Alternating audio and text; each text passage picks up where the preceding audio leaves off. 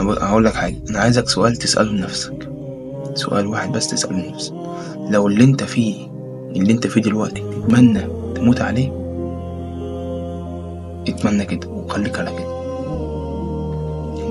انت مثلا واحد ما بتصليش، لو تتمنى تموت وانت ما بتصليش، خليك عايز زي ما انت.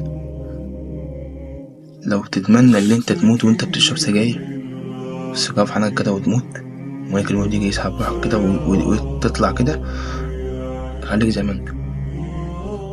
لو تتمنى لو تتمنى اللي انت تموت وانت ما بتقولش لا اله الا الله، خليك قاعد ما تذكرش ربنا كل يوم بقى، وسب دين واشتم ده واغتاب ده واعمل كل ده. يعني انا عايز اقول لك حاجه واحده بس، يعني اللي انت فيه ده غلط.